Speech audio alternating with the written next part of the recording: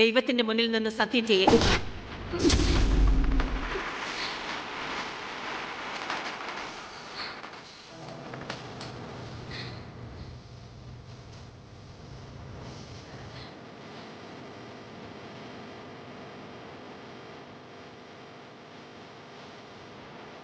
സത്യം ചെയ്യടി.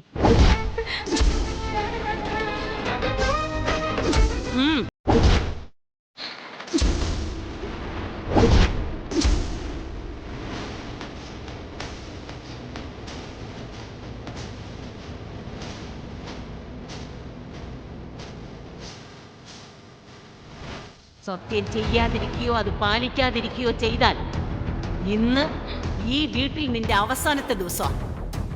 ഞാൻ അതിൽ ഒരു വിട്ടുവീഴ്ചയും ചെയ്യില്ല. സത്യം ചെയ്യടി.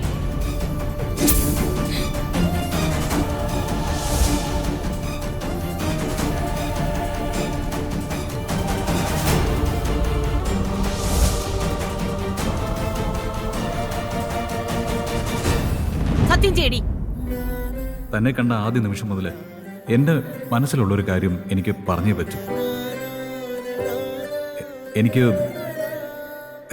തന്നെ ഇഷ്ടമാണ്.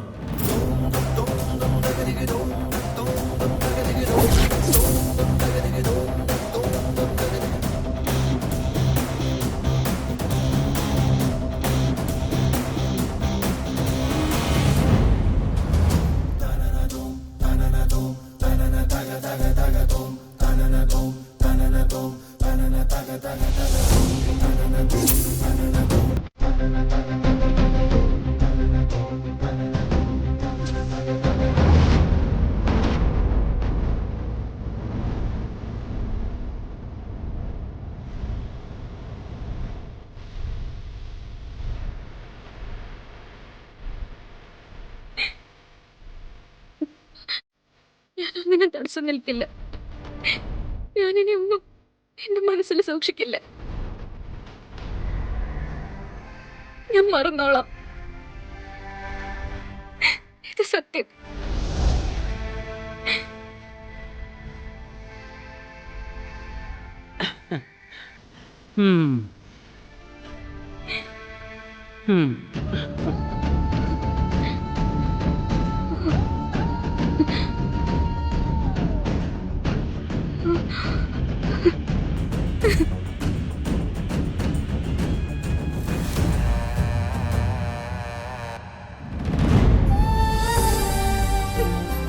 എന്റെ കൃഷ്ണ, എന്റെ അച്ഛനും അമ്മയ്ക്കും വേണ്ടി, എന്റെ പ്രിയങ്കയ്ക്ക് വേണ്ടി ഈ വാക്ക് പാലിക്കാൻ എന്റെ കൂടെ നിൽക്കണേ. എന്നെ ഒന്ന് ഓർമ്മിപ്പിക്കല്ലേ.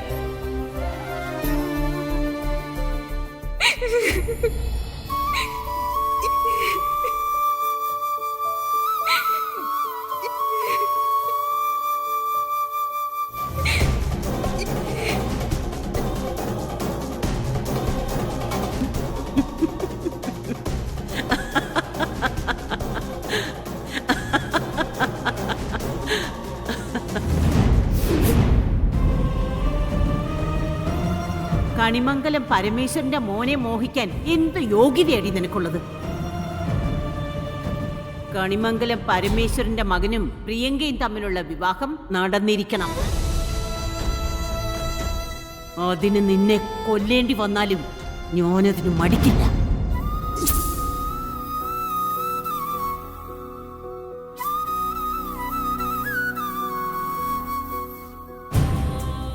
ചേച്ചി,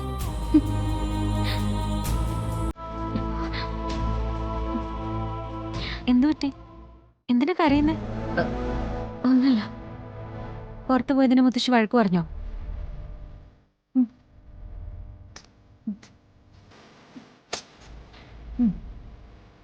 അതിനിങ്ങനെ കിടന്ന് കരയേണ്ട കാര്യമുണ്ടോ? ആദ്യമായിട്ടൊന്നും അല്ലല്ലോ. അതിനെ ആ വഴിക്കങ്ങ് വിട്ടേരെന്നേ. അതെ, പുഴത്തീരത്ത് പോയായിരുന്നോ? പോയി. കത്ത് കൊടുത്തോ? കൊടുത്തു. അയാളപ്പൊ തന്നെ വാങ്ങിച്ചോ? അറിയില്ല. കത്ത് കൊടുത്ത് ഞാനിങ്ങി പോന്നു.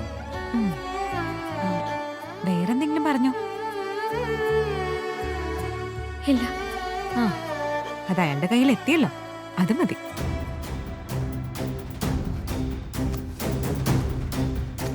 പ്രിയങ്ക,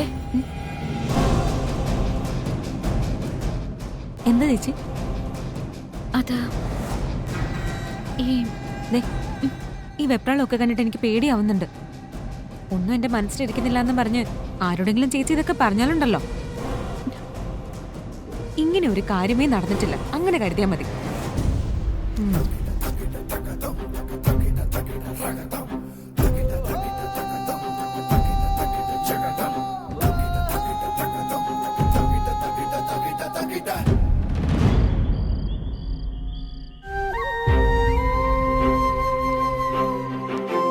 ദേവനാരായണൻ തിരുമേനിയും ഭാര്യയും നാളെ രാവിലെ തന്നെ എത്തും. കല്യാണം എന്തായാലും ഒരുപാട് നീണ്ടുപോകാനൊന്നും സാധ്യതയില്ല. അല്ല, ഞാൻ പറഞ്ഞതൊന്നും നീ കേട്ടില്ലേ? കേട്ടു. പക്ഷെ അത് ശരിയാണോ മുത്തശ്ശി? ഇനിയിപ്പൊ ഇതിലെന്താ ശരികേട്? അവൾ ആ കത്തിൽ എഴുതിയിരുന്നത് എന്താണെന്ന് അറിയില്ല, മനസ്സിൽ എന്താണെന്നും അറിയില്ല. പിന്നെ എങ്ങനെയാ കല്യാണം തീരുമാനിക്കുന്നത്? കത്ത് തന്നതല്ലേ? ആ, അതിനകത്ത് ഒരു വരി പോലും നമുക്ക് വായിക്കാൻ പറ്റിയിട്ടില്ലല്ലോ. ഈ കത്ത് എന്നത് സമ്മതത്തിന്റെ ലക്ഷണമാണെന്ന് മുത്തശ്ശിക്ക് തോന്നിയിട്ടുണ്ടാവും, പക്ഷെ എനിക്ക് തോന്നണ്ടേ? എന്നാ ഒരു കാര്യം ചെയ്യ്, അവളെ ഫോണിൽ വിളിച്ചു ചോദിക്കേ. പ്രിയങ്കയുടെ ഫോൺ നമ്പർ എന്റെ കയ്യിലുണ്ടായിരുന്നെങ്കിൽ എനിക്കിപ്പോ മുത്തശ്ശിയുടെ മുമ്പിൽ ഒന്ന് ചോദിക്കേണ്ട കാര്യം ഉണ്ടായിരുന്നോ? ഫോൺ നമ്പർ ഇല്ലാത്തത് നന്നായി. അല്ലെങ്കിലേ കുറച്ചു നേരമെങ്കിലും നീ ഇവിടെ എന്റെ അടുത്ത് വന്ന് ഇരിക്കില്ലല്ലോ. ഈ സമയം അത്രയും നീ അവളോട് സംസാരിക്കുകയായിരിക്കും. ഏയ്, അങ്ങനൊന്നുമില്ല. അതെ, എനിക്ക് ഒറ്റ തവണ സംസാരിച്ചാൽ മതി. സംസാരിക്കണോ? ആ, വേണം മുത്തശ്ശി. വഴിയുണ്ട്. ഏ? പക്ഷേ ഇങ്ങനെയൊന്നും പറഞ്ഞതുകൊണ്ട് കാര്യമില്ല. എന്നെ വേണ്ട വിധത്തിലൊന്ന് സോപ്പിടുകയാണെങ്കിൽ മാർഗം ഞാൻ ആലോചിക്കാം. ഏയ്, മുത്തശ്ശിയുടെ കാല് ഞാൻ പിടിക്കാം. വേണമെങ്കിൽ ജന്മം മുഴുവൻ മുത്തശ്ശിയുടെ അടിമയായിട്ട് കഴിയുകയും ചെയ്യാം. ആ, എന്റെ സുന്ദരി മുത്തശ്ശിയല്ലേ, വഴി ഒന്ന് പറഞ്ഞു പ്ലീസ്. എന്താ? നിന്റെ ഫോണിങ് തന്നെ താടാ. ലോക്ക് തുറക്കടാ. പ്രിയങ്കയുടെ നമ്പർ ഉണ്ടോ എന്ന് ചെക്ക് ചെയ്യാനാണോ? നീ എന്നോട് കള്ളൊന്നും പറയില്ലെന്ന് എനിക്കറിയാം. അതെനിക്ക് ചെക്ക് ചെയ്യുകയും വേണം. ഓ, വിളിക്ക്.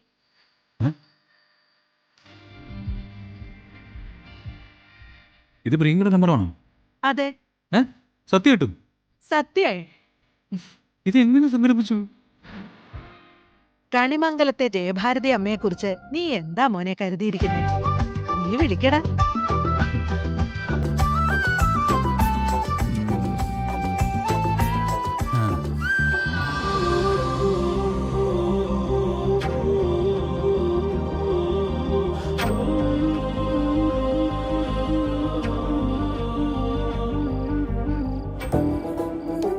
എന്താ വിളിക്കുന്നില്ലേ?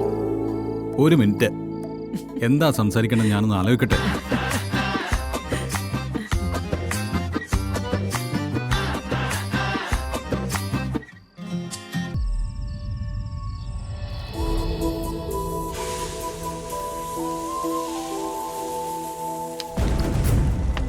നട അടച്ച് തിരിച്ചു വന്നാൽ ഉടനെ നമുക്ക് പുറപ്പെടാം, അല്ലേ അമ്മേ? ആ, ഞാൻ ആ സുകുമാരന്റെ കാറ് വരാൻ പറഞ്ഞിട്ടുണ്ട്. അവിടേക്ക് കയറി ചെല്ലുമ്പോ അവരുടെ നിലയ്ക്കും വിലക്കൊക്കെ പോണല്ലോ. അവിടേക്ക് പോകുന്ന കാര്യം ഓർക്കുമ്പോ തന്നെ ചങ്കിടിക്കുക. ഇത്രയും വലിയൊരിടത്തേക്ക്. ഇവിടെ ഒരു പെൺകുട്ടിയുണ്ട്, ഇങ്ങോട്ട് വന്ന് പെണ്ണാലോചിക്കാൻ നമ്മൾ ആവശ്യപ്പെട്ടതല്ലല്ലോ. പ്രിയങ്ക മോളെ അവരുടെ പയ്യൻ വഴിയിൽ വെച്ച് കണ്ടു, ഇഷ്ടപ്പെട്ടു. അപ്പൊ പിന്നെ നമുക്കേ അന്തസ്സോടെ അങ്ങോട്ട് കയറി ചെല്ലുന്നതിന് എന്താ കുഴപ്പം? നീ എന്താ ഒന്നും പറയാത്തെ? ഇനി അവളോട് അഭിപ്രായം ചോദിച്ച് എതിരായിട്ട് എന്തെങ്കിലും കേട്ടാലേ നിനക്ക് സമാധാനാവൂ. ഞാനെതിരായിട്ടൊന്നും പറയുന്നില്ല. പറയാനുള്ളതെല്ലാം ആ പയ്യൻ തന്നെ പറഞ്ഞോളൂ.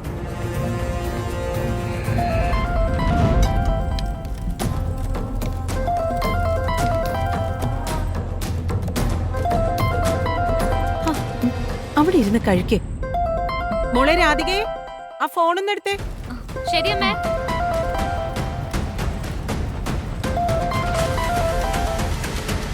ഹലോ, മോളെ, ഞാൻ വരുണിന്റെ മുത്തശ്ശിയെ. ഇവിടെ ഒരുത്തൻ കുറെ നേരമായിട്ട് എന്നെ ബുദ്ധിമുട്ടിച്ചുകൊണ്ടിരിക്കുക. മോളോട് സംസാരിക്കാൻ ഞാൻ ഫോൺ അവന് കൊടുക്കാം.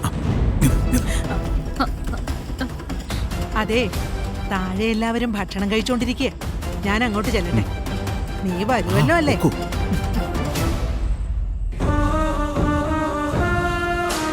ഹലോ, പ്രിയങ്ക. എടോ, താൻ കേൾക്കുന്നുണ്ടോ? പ്രിയങ്ക,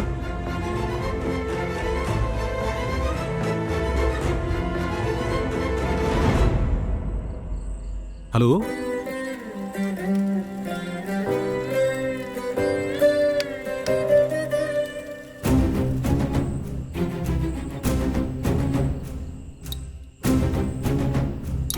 പ്രിയേ, കണിമംഗലത്ത് നിന്ന് വരണോ?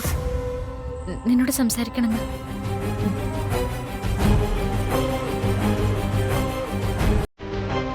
ചെന്ന് സംസാരിക്കും മോളെ.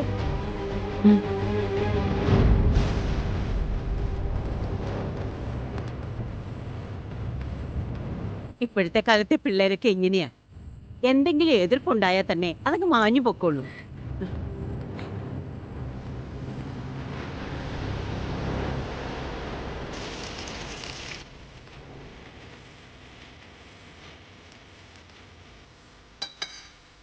ഹലോ, പ്രിയങ്ക. അല്ല, തന്റെ ശബ്ദത്തിന് എന്ത് പറ്റി? എന്റെ ശബ്ദത്തിന് എന്താ കുഴപ്പം? ഞാനിങ്ങനെ തന്നെയാണല്ലോ സംസാരിക്കുന്നത്. ആ, ചിലപ്പോ ഫോണിലൂടെ കേൾക്കുന്നുണ്ടാവും.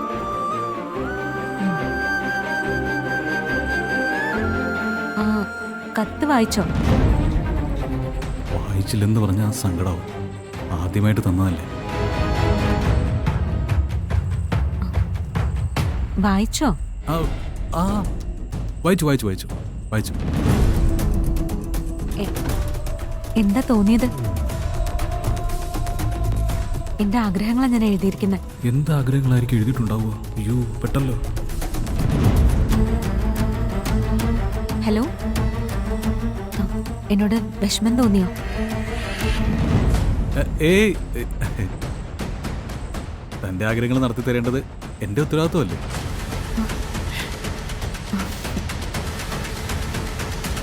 താങ്ക്സ്. എന്റെ ആഗ്രഹങ്ങൾക്ക് വേണ്ടി ഇത്രയും വിട്ടുവീഴ്ച ചെയ്യുമെന്നൊന്നും ഞാൻ കരുതിയില്ല. എടോ, തന്റെ സന്തോഷമാണ് എനിക്ക് പ്രധാനം. അതിനുവേണ്ടി ഞാൻ എന്തും ചെയ്യും. അപ്പോ എനിക്ക് സമാധാനമായിട്ട് കിടന്ന് ഉറങ്ങാല്ലേ? ഓ, ഉറങ്ങാം.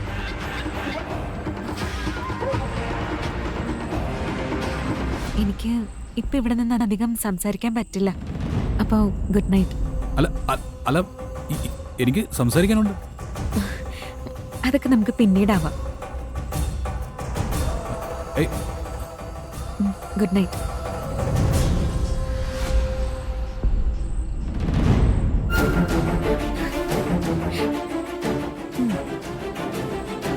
ആള് വലിയ കുഴപ്പമൊന്നുമില്ല.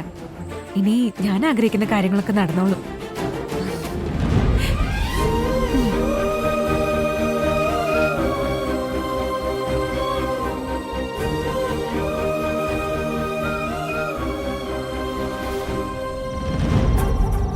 എന്തായിരിക്കും ആ കത്തിൽ എഴുതിയിരിക്കുന്ന ആഗ്രഹങ്ങൾ? അവൾ ആകെ ചോദിച്ചത് ആ കത്തിനെ കുറിച്ച് മാത്രമാണ്. എങ്കിലും നടത്തി കൊടുക്കാന്ന് പറഞ്ഞല്ലോ. ആ, നടത്തി കൊടുത്തല്ലേ പറ്റൂ. പക്ഷേ പ്രിയങ്കയുടെ പെരുമാറ്റത്തിൽ എന്തോ ഒരു പ്രശ്നമുണ്ടല്ലോ.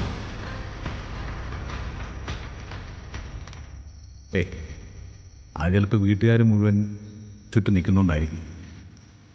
നാളെ അവർ വന്നു പോട്ടെ, എന്നിട്ട് വിശദമായിട്ട് സംസാരിക്കാം.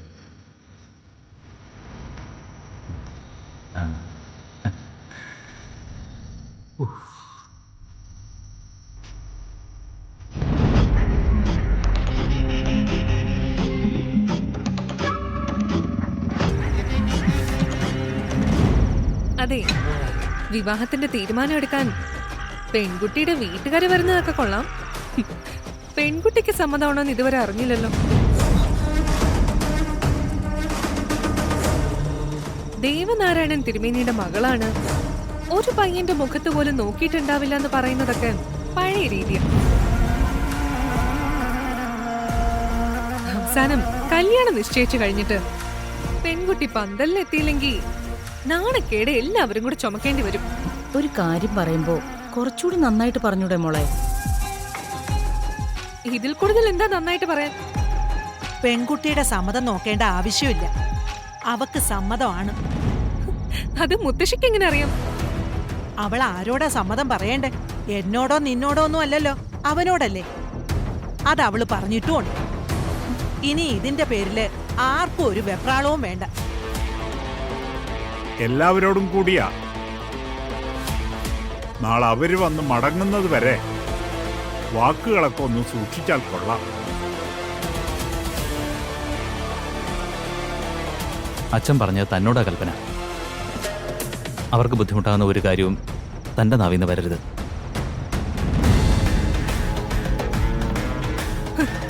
ഒരു കാര്യം ചെയ്യാം, ഞാനേ നാളെ നേരം വെളുക്കുമ്പോ തന്നെ ഇവിടുന്ന് പൊയ്ക്കോളാം. വലിയ വലിയ കാര്യങ്ങൾ നടക്കുമ്പോ അപശകനങ്ങൾ നിൽക്കാൻ പാടില്ലല്ലോ. ആരും എങ്ങോട്ടും പോവണ്ട, എല്ലാം ഭംഗിയായിട്ട് നടന്നോളൂ.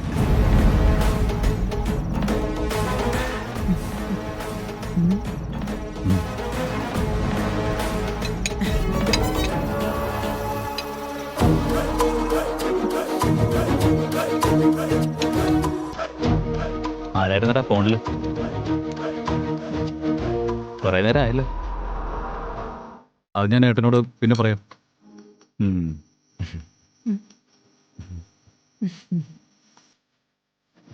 അച്ഛാ, നാളത്തെ പ്രോഗ്രാം എങ്ങനെയാ? പ്രിയങ്കയുടെ വീട്ടുകാരെല്ലാവരും വരില്ലേ? ദേവനാരായണൻ തിരുമേനിയും ഭാര്യയും അമ്മയും അവരവരിക. പിന്നെ ആരാ ഇപ്പൊ എല്ലാവരും? അല്ല, പ്രിയങ്ക വരുന്നില്ലേ? ഷോ, എന്തൊരു മണ്ടത്തരമാണോ പറയുന്നേ? കല്യാണം ഉറപ്പിക്കാൻ പെണ്ണാണോ വരുന്നേ? നീ ഒന്ന് അടങ്ങടാ. എത്രയും പെട്ടെന്ന് നമുക്ക് അവളെ അങ്ങ് കൊണ്ടുവരാലോ. പിന്നെന്തിനാ പേടിക്കുന്നേ? അല്ല, ഞാൻ കരുതി ഈ പണ്ടത്തെ സിസ്റ്റൊക്കെ മാറിയിട്ടുണ്ടാവുന്നു.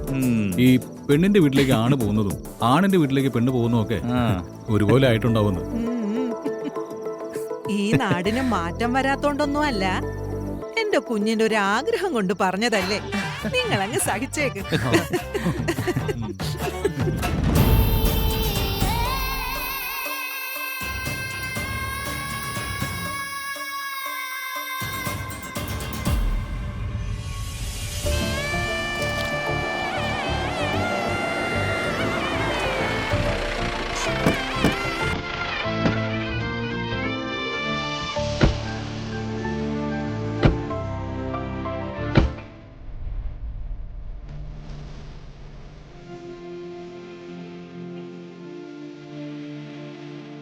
എന്താ അവിടെ തന്നെ നിന്ന് കളഞ്ഞത്? കയറി വരും എല്ലാവരും.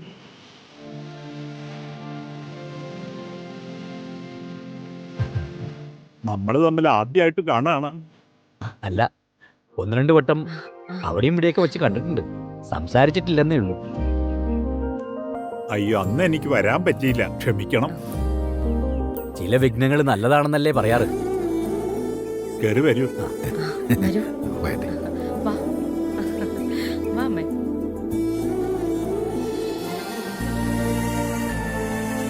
പ്രിയങ്കമോള് സുഖായിരിക്കുന്നു അല്ലേ? അവള് സുഖമായിട്ട് തന്നെ ഇരിക്കുന്നു. അല്ലെങ്കിൽ ഏത് നേരം സന്തോഷത്തോടെ ഇരിക്കുന്ന പ്രകൃതി അവളുടേത്. ഇതാണ് മൂത്ത മകൻ. എന്താ പറയാ? ദൈവം ചില പരീക്ഷണങ്ങൾ നടത്തുമ്പോൾ മനുഷ്യർക്ക് നിസ്സഹായരായി നോക്കി നിൽക്കാനല്ലേ പറ്റൂ. അല്ലെങ്കിൽ ഇവിടെ ജീവിക്കുന്ന ഒരാൾക്ക് ഇത്തരത്തിലൊരു അവസ്ഥ വരേണ്ട കാര്യമില്ലല്ലോ.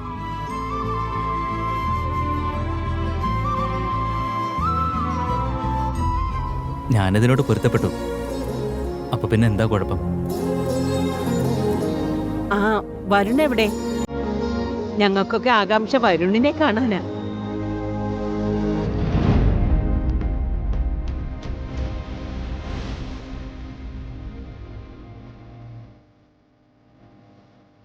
ആഹാ അതെന്തേ എത്തിയല്ലോ. അച്ഛാ അമ്മേ മുത്തശ്ശി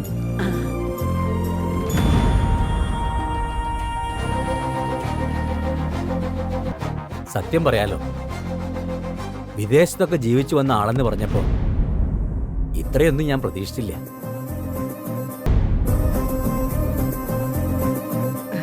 എവിടെ പോയി ജീവിച്ചു വന്നാലും വേരുകൾ ഇവിടെ തന്നെ അല്ലേ തിരുമേനി? അത് ശരിയാ. നിനക്ക് പെൺകുട്ടിയുടെ അച്ഛനോടും അമ്മയോടും എന്തെങ്കിലും സംസാരിക്കാനുണ്ടോടാ? ഏയ് പ്രത്യേകിച്ചൊന്നുമില്ല അച്ഛാ. സംസാരിക്കാനുള്ളതൊക്കെ അവൻ പ്രിയങ്കയോട് സംസാരിക്കുന്നുണ്ടല്ലോ. ആ പിന്നെ തിരുമേനി, നമ്മുടെ പൂങ്കുന്നത്തെ രാഘവൻ നമ്പൂതിരിപ്പാടിനെ കുറിച്ച് കേട്ടിട്ടില്ലേ? കേട്ടിട്ടുണ്ടോന്നോ? കേമനല്ലേ, ജ്യോതിഷത്തിൽ നമ്പൂരിപ്പാടിനെ തോൽപ്പിക്കാൻ ഒരാളില്ലെന്നാ പറയാ. ഏത് കാര്യത്തിലും ഞാൻ നമ്പൂതിരിപ്പാടിന്റെ അഭിപ്രായത്തിന് മുൻതൂക്കം കൽപ്പിക്കുക. നിങ്ങൾ വരുന്നതിന് മുമ്പ് ഞാനൊരു സാഹസം കാണിച്ചു എന്ന് കൂട്ടിക്കോളൂ. മക്കളുടെ ജാതകം ഞാൻ തിരുമേനി ഒന്ന് കാണിച്ചു. എന്നായിരിക്കും ഒരു നല്ല മുഹൂർത്തം ഉണ്ടാവുക എന്ന് തിരക്കി.